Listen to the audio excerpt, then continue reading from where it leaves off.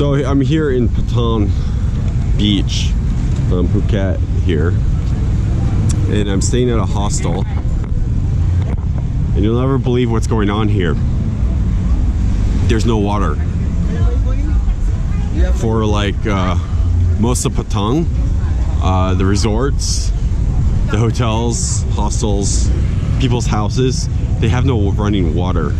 They have to call water trucks every couple hours to come and fill their tanks. There's a potable water shortage here right now, and it's not affecting the whole island, just Patong Beach. And but the locals told me it's in other areas as well too. So I'm headed down to the beach to show you guys what the beach is like during the daytime. We're just gonna go to Patong Beach, which is a more simple beach. I'm not gonna go to Freedom. Actually, I got sick and I'm leaving. I'm going home because I have the flu. So I would stay about another week probably, but I just don't feel like it.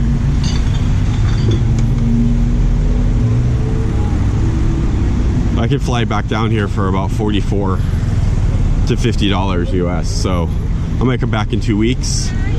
I like to go places the first time and just kind of absorb the energy and advance the location, and then I like to come back with my camera gear and then shoot it. That way I can kind of... Oh, he's getting pulled over. No license. No license. So you saw that cop pull the tourist over. That cop actually had probable cause to pull the tourist over because he was not wearing a helmet. For you to be a tourist in a tourist zone and not wear a helmet makes you stick out like a sore thumb. Even the locals wear helmets here because they don't want to get extorted by the cops. So we're at the party street where all the clubs and bars are in Patong Beach during the daytime. It's a lot more interesting during the nighttime because it's all lit up.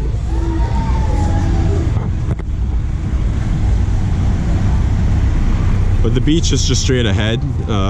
It's like maybe a 5 to 8 minute walk from where I'm staying. I'm staying at a very, very good hostel. It's very, very comfortable. Showers, the pressure couldn't be better. The hot water couldn't be better.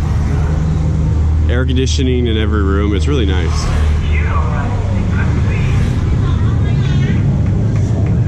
So they're out kind of early looking for customers, the girls.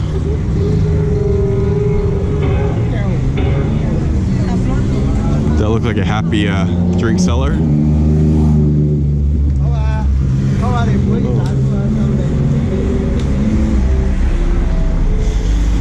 Beach trinkets. Oh, this is a totally different place during the daytime.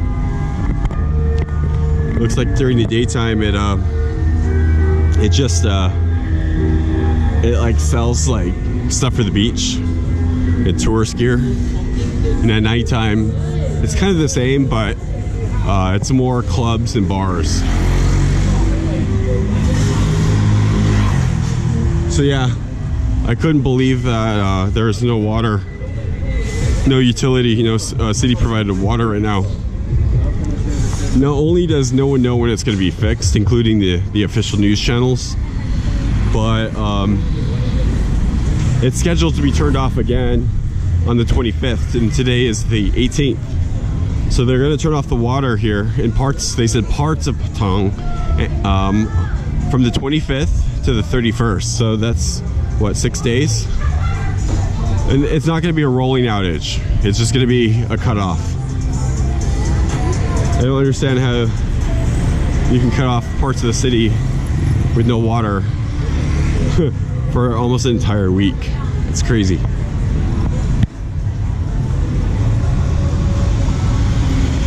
My knowledge isn't like local hearsay, it's actually from the news. as what's being reported.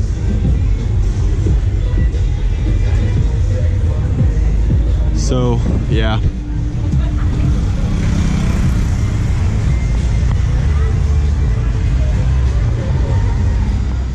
So here we are. We're at the entrance of the beach. As you can see, it's Patong Beach in Phuket. Man, that looks beautiful. Not as good as Freedom Beach, which is just over that hill. But I don't have a scooter for today. And plus you have to hike to get down to the beach. So that's a total no-go while I'm sick.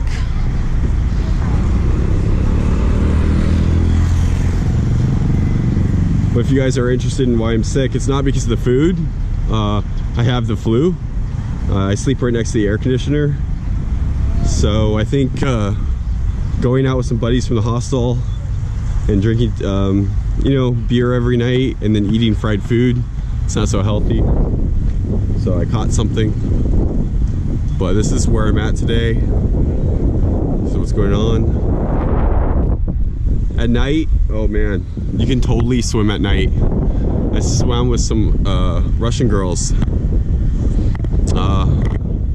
from 2 a.m. to 7 a.m. We were actually swimming in the water when the sun came up. In California, in San Diego, where I'm from, you could never do that.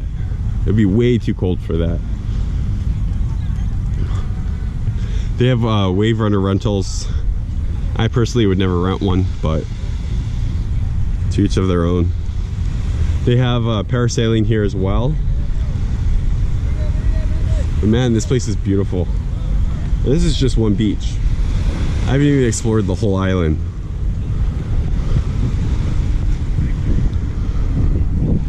I drove an hour to Surin here in Phuket on my 110cc scooter, and the suspension was bottomed out, so I'm gonna be more strict with the rental companies next time, and I'm gonna test drive whatever they give me so they can't just drop off crap at my accommodation and expect that to fly. But I did rent their cheapest scooter too, so I didn't really complain, even though you had zero suspension. Yeah. Someone's shooting for Instagram.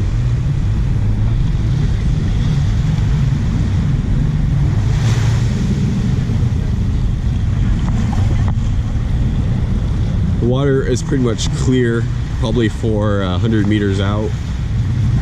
At Freedom Beach, right over that hill, it's crystal clear for about maybe 300 feet out.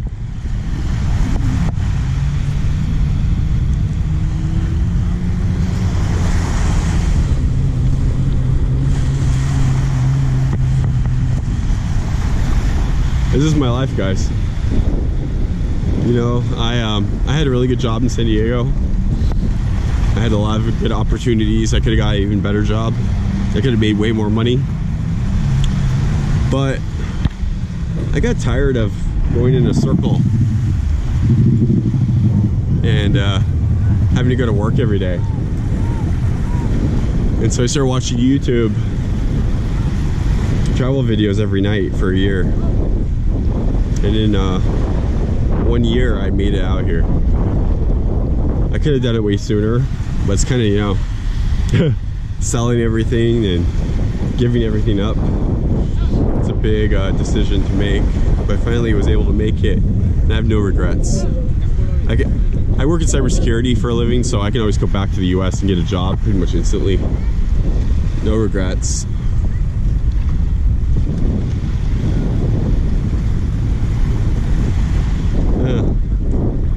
They don't have boats out here in the nighttime, so I've never really seen boats here.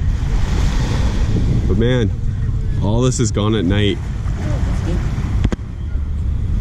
Oh no. You can say hi for YouTube.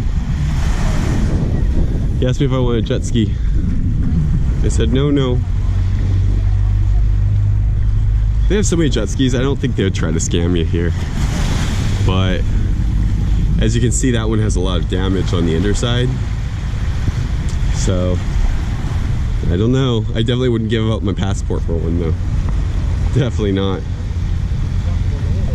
Here's a travel tip. If you Google camouflage passports, you can get a fake passport made that's not fake because it's for a country that doesn't exist, but it appears to be a real passport, and it doesn't work for travel, and you wouldn't want to give it to a hotel because they copy it for immigration. Sometimes the police come and check them at night.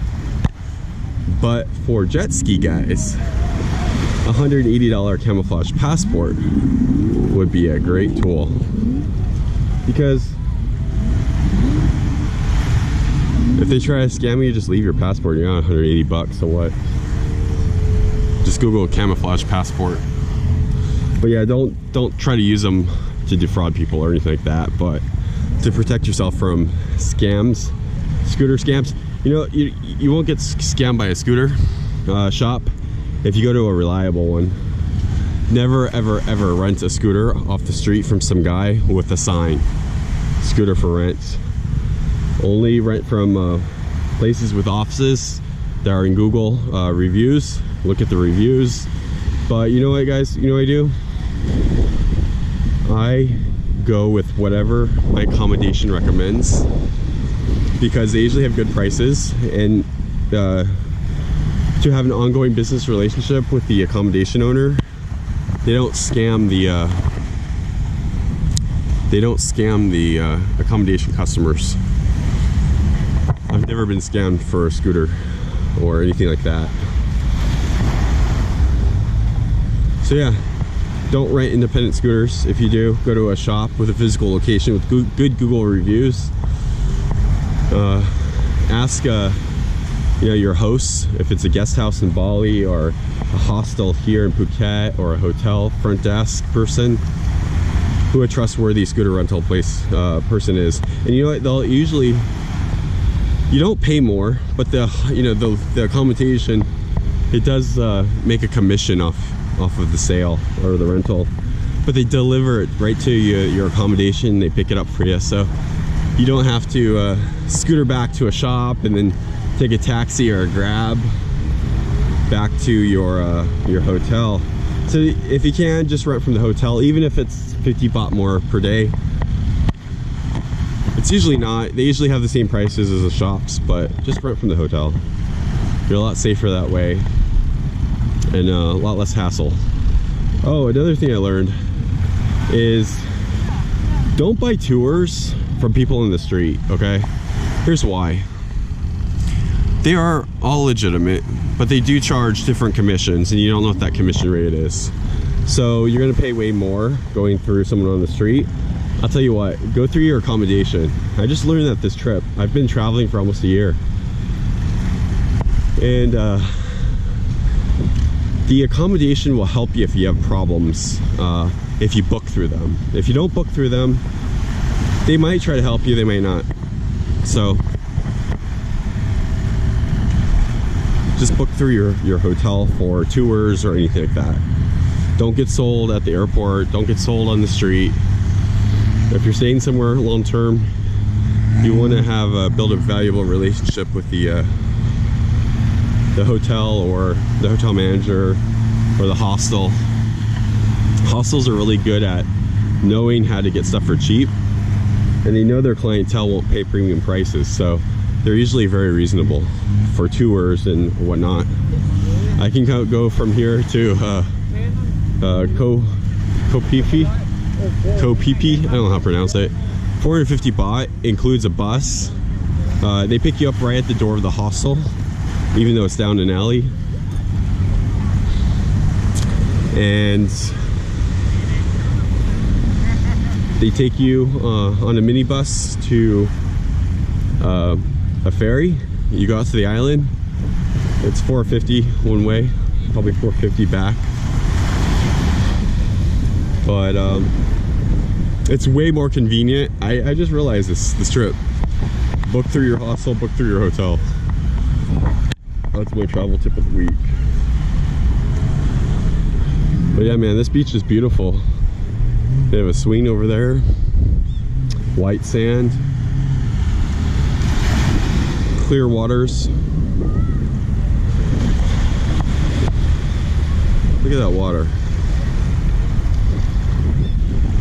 Yeah, I'm only going home because I have the flu. Plus I need a break from this place. This trip, I'm usually very calm, very laid back. Almost like a pot smoker, but I don't smoke pot. Just because I don't. But I live a life of like a pot smoker. I'm very relaxed. I cut toxic people out of my life. So if someone has too many personal problems, then I don't really talk to them anymore. Unless, you know, they're on the road to fixing them or they need my help to fix it. But if someone all they do is complain, then I get rid of them. You know, I don't let clients stress me out either. If a client's too demanding and I don't see the value proposition, I let them go. So, you know, jobs are not worth having a heart attack over. I learned that at a young age. Not that I had a heart attack, but if a company is stressing you out or your boss is stressing you out, just, you know, passively look for a new position, a new company. These days, you know, with corporations the way they are, they're not loyal to you. They're not the corporations our parents worked for, that's for sure, in the 60s, 50s and 60s, 70s and even 80s. You don't have a job at a corporation for the rest of your life anymore. And if you want to make more money, you absolutely have to jump jobs. You can't be loyal anymore. They're not loyal to you, so don't be loyal to your company unless they pay you very well. So yeah, I just make money online. I do cybersecurity consulting, affiliate marketing, and I'm starting my YouTube channel, as you can see. So that's what I'm doing. You know, I live on about $700 in Chiang Mai a month.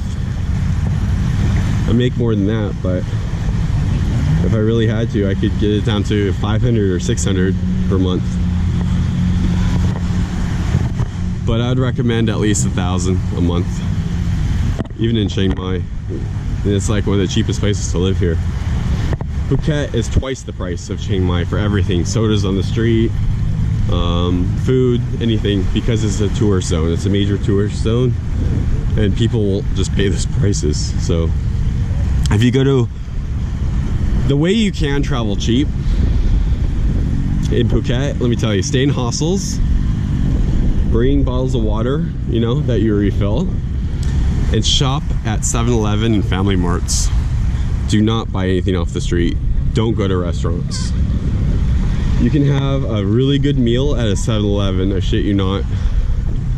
I didn't really believe it until someone, another digital nomad and me, he took me to 7-Eleven, bought me a chicken sandwich. It was damn good. A microwave chicken sandwich from 7-Eleven. It's like 35 baht. Okay, you get a soda for 12 baht. I think that's still under 50 baht. You know, so you could come to Phuket, stay in a good hostel. You know, check the Google reviews for the hostel. You know, don't get the cheapest one. You know, the one I'm staying in is like $5 a night. It's damn good for $5 a night. I'm 34 years old, and you know, hostels are my worst nightmare. Oh no, thank you. Oh, Patong lifeguard. It's very good. Yeah, so anyways, hostels are my worst nightmare as a 34-year-old, because there's always something wrong with them. Like there's no water pressure, or very little water pressure, or very little hot water, or the hot water is not hot, or there's no hot water, or something's broken, like the air conditioning, or people come in, they're loud and drunk at night, you know, just. But this one, man, I've stayed here for 6 days, and the only problem is the water, and that's not anything to do with the hostel. That's the city. So for $5 a night, I have a very comfortable bed, a firm, good pillow. You know, it's not a beat to shit pillow. and you know, I'm comfortable. I have good air conditioning, and everyone is really respectful there for some reason.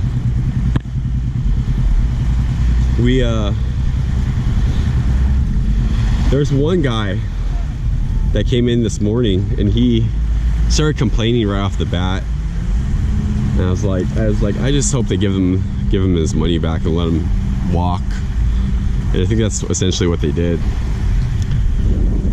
It's not worth a bad Google review. But yeah, $5 a night, man. It's killing it. Not really, but hotels here are about $30 to $130 a night. So not cheap at all. On Bali, for an actual hotel, you pay about $30 a night for, you know, a decent Western style hotel. But I wanted to meet people this trip, because I always take my trips and I stay in like hotels, you know, 30, 40 bucks a night, 50 bucks a night. And I get lonely. So this trip I was like, I'm going to only bring a backpack, or 2 backpacks. One with my electronics, one with my clothes. And that's it. And that's what I did. I pretended I was a backpacker. And I actually met a really good friend from Germany, but he's Turkish, in this hostel. And so I'm glad I came. It was well worth the trip. But man, if you just hang out on your laptop in a hostel lobby, you meet people from all over the world, and they turn over quick. Like, some people don't spend more than one night there. So you know, you might be talking to someone and they're gone the next day, but they're replaced by someone else. So if you want to meet people, hostels are the place to go. And there's older people staying in these hostels as well. It's not just young people from Europe and backpackers. Some ladies that were like 40 and 50 years old checked in as I was getting ready for the beach. So yeah.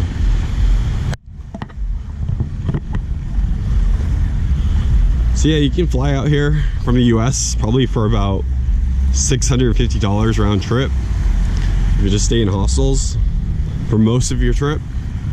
And then you know, if you meet someone, you can get an actual hotel. But if you don't meet anyone, then don't worry. Yeah, you could probably do the whole trip for $1,000 or under. It's not expensive. If you really needed to save money, like I said, eat at the 7-Elevens. I was pretty impressed by that chicken sandwich. I was eating it and I didn't get an ounce of grease, a lick of grease on my finger. I don't know how they make a chicken breast sandwich with no grease, but 7-Eleven figured it out, man. It was good too. And I bought a breakfast sandwich for my Turkish friend because he was leaving today really early. So I bought him a 35 baht sandwich as well. It was a breakfast cheese and spinach sandwich. We microwaved it at the hostel, and he was like actually pretty impressed by it. So yeah, you could definitely stay at a nice resort here as well. But why stay at a resort hotel with a pool when you have beaches that you should be at with clear water? How often do you get to see that, you know? So that's why I say, if you come to the beach, if you come to Thailand for the beaches, definitely stay somewhere cheap and hang out at the beach, you know, during the day and at night too, because you never know what's going on. Sometimes there's parties down here. A lot of Russian tourists, they party at the beach because they go to the 7-Eleven and get beer for, you know, a third of the price of what the bars sell it for. But the bars aren't ripping you off. What you're paying for at the bars is the women to talk to. So that's why drinks are 3 times the price. And you're paying for the atmosphere as well, you know? So, yeah, I think bars could be a little bit cheaper here than they are, but I don't think they're unreasonable for what they provide. But yeah, so I'm leaving at 8 a.m. tomorrow morning. Actually, I have to go to the airport really early in the morning, so that's my last day here, south of Thailand. Not Pattaya. Phuket. But I'm coming back. I'm definitely coming back because I didn't go to the islands because I'm sick. And I want to come back in, you know, maybe a month, maybe 2 weeks, and go out to the islands and show you what the islands are like. Yeah, not too bad. And I actually met a girl too at the hostel. And what country was she from? Oh man, oh, she's from Turkey, but she's living in Germany, just like my friend. And she was a electrical engineer and a remote electrical engineer for Apple. Maybe she's a contractor to Apple, I don't know, but she makes the power management chip ICs for Apple and other phone manufacturers as well. She's actually really smart. There's this Turkish company that makes military encryption gear for the Turkish government, and I worked for a company that did that for the US government, and she knew exactly what it was. I was really surprised because it's hard to find a female engineer, and it's really hard to find a good one. But yeah, this is where I'm at. Not too bad.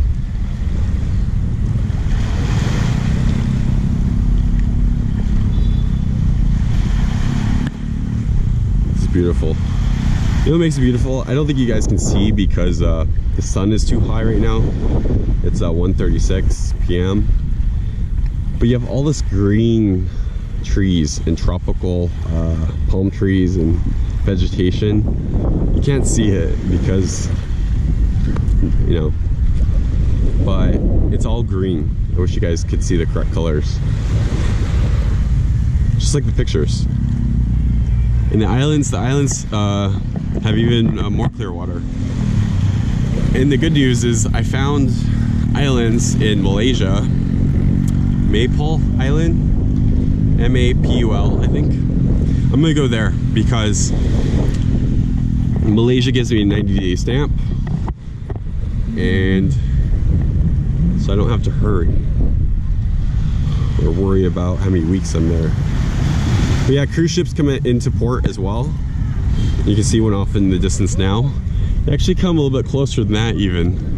And I think they ferry people to the beach or the dock over there to come onto shore. How are you? Hello. Hello. Everyone wants to be famous. But yeah, moral of the story, get your butt out to Thailand. Don't drive without a helmet. You're you have a target on your back if you do. Stay in hostels, eat at 7-Eleven if you need to be really cheap. Money goes faster than you think. Even if it's like, you know, $7, $8, $10 a meal, that's really expensive, really expensive for Thailand. Money goes quick, especially if you drink alcohol at the bars, so don't do that either. Come out here, stay sober. If you go out to the clubs, what's nice is the clubs don't usually have cover that I've seen out here. So you could have a few drinks to pre-game at 7-Eleven, or, you know, stay outside of 7-Eleven with a beer and take a few shots and go dance your ass off at the clubs. It's a good way to save money.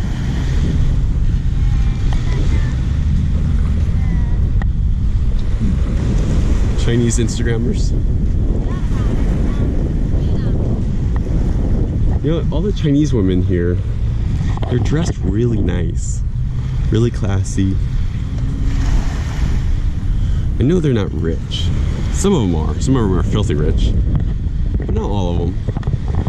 But 100% of them are dressed like they're going to prom or something. Even if it's just a stroll out on the street in the mid-afternoon. They dress to impress, man. But so I think I'm gonna go back to my hostel and take a nap in the air conditioning. I don't know what you guys are doing, but you're probably at work. You know, if you're not married, sell everything. You know, get some money, even if it's, you know, a couple $10,000, $20,000, $30,000. Sell everything and just travel. But travel smartly. You can travel a long time on $30,000 if you travel smart.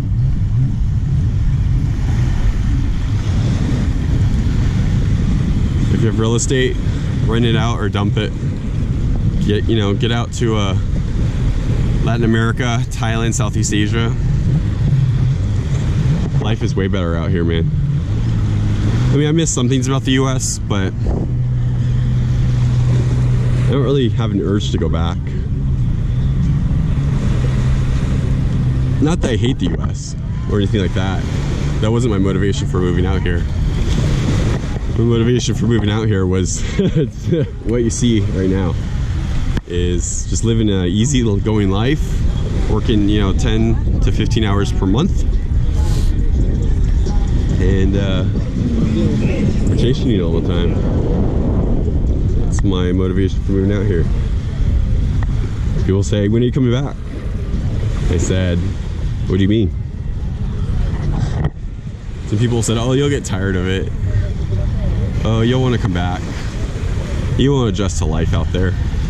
But I did really quick too. Some people will come in and they have really bad attitudes because the water situation, right? Well, the way I see it is you're in Thailand, okay? Expect it.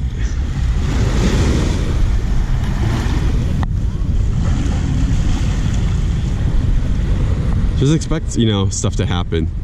That's not, first world. And if you expect it, then you're not disappointed when it hits. But the hostel I'm staying at is, they have water trucks twice, 3 times a day. And you know what people bitch about is when the water runs out for 2 hours and they can't take a shower or something like that. Because the water trucks, every resort, every hotel, every hostel, every accommodation, every house, they need to order water trucks. Okay, so there's not enough water trucks on the island to service everyone in a reasonable amount of time. Sometimes we're without water for 2 or 3 hours, but they provide free bottled water, all you can drink.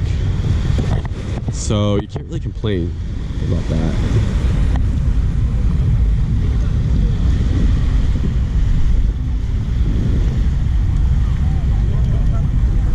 But yeah, this water situation in town is really, really, really, really bad.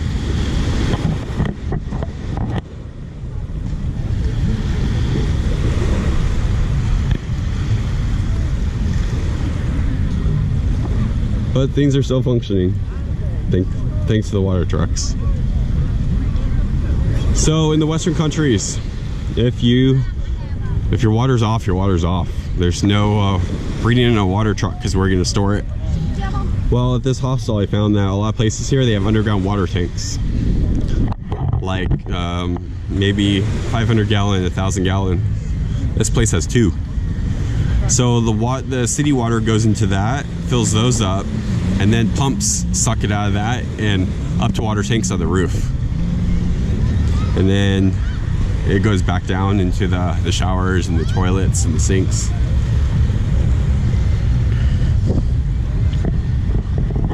So that's how they can function even with the city waters being off. I think that's a pretty good idea. But you can't drink the water here.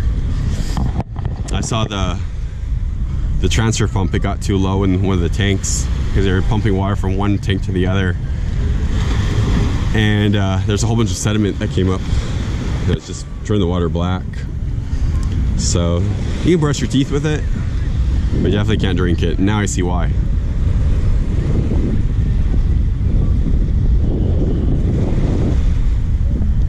But I've never gotten sick from the water here, brushing my teeth. So, feel free to brush your teeth with the water. Even if you get a little bit down your throat, it's probably not going to kill you. I think the hydrogen peroxide in my toothpaste kills a lot of the bacteria in the water. That's probably why I don't get sick. So make sure you use a copious amount of toothpaste as well if you are brushing your teeth with questionable water.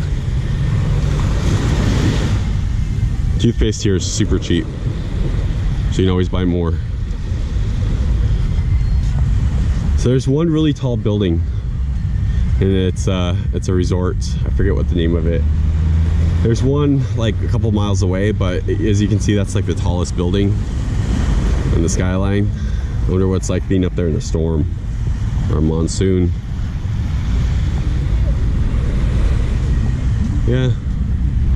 So, like I said, I'm gonna go back to my hostel, get in the air conditioning, take a nap, eat some food, and probably wake up tonight and come for a swim at night.